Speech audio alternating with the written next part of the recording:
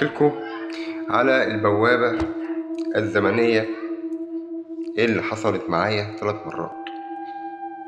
في مرة كنت نايم على السرير بس صاحي مفتح عيني ده من زمان شوية يعني من 20 سنة كده.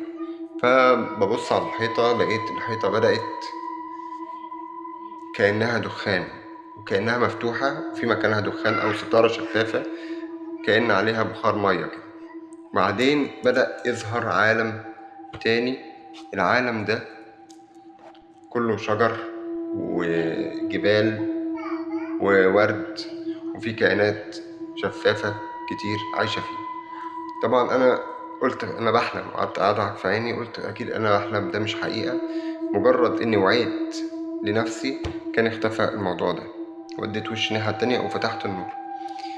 البوابة دي غالبا بتفتح في الضلمة، يعني البوابة الزمنية أو المكان اللي عبارة عن ستارة بتظهر قدامي، ستارة شفافة بتظهر قدامي، بقدر أشوف بعد آخر.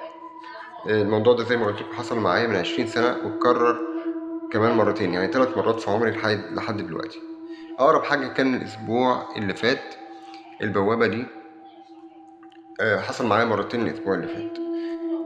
كنت قاعد في الأوضة بتاعتي عادي جدا، وبعدين مرة واحدة ده بيحصل في الضلمة بس يا جماعة، بس أنا كنت فتح عيني بيبدأ يحصل كأن في دخان بيظهر قدامي، بس الدخان ده عمودي عامل زي الستارة كده، بينزل على قد المكان اللي أنا فيه، زي شاشة سينما بتفتح قدامي، وببدأ أشوف بعد تاني. البعد ده بيبدأ يتفتح تدريجيا ويتلاشى تدريجيا، كأني حد فاتح صورة بإضاءة معينة أو سينما معينة، فبلاقي بشوف بعد تاني وأنا قاعد. وبيحصل لي في أوقات معينة ما أكون مثلا بتأمل أو بفكر في حاجة معينة أو كده، أو شاغل دماغي بحاجة معينة.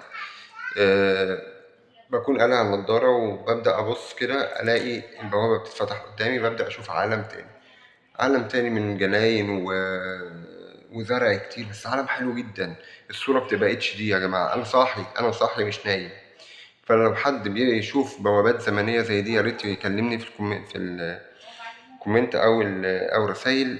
هل أنت بتشوف قدامك في ساعات يعني في الضلمة إن بتشوف بعد آخر، أو أنت بتقدر تشوف ستارة كده بتنزل شفافة عليها زي بخار مية، وبتبدأ تشوف أماكن تانية، ولا ده ما حصلش مع حد قبل كده؟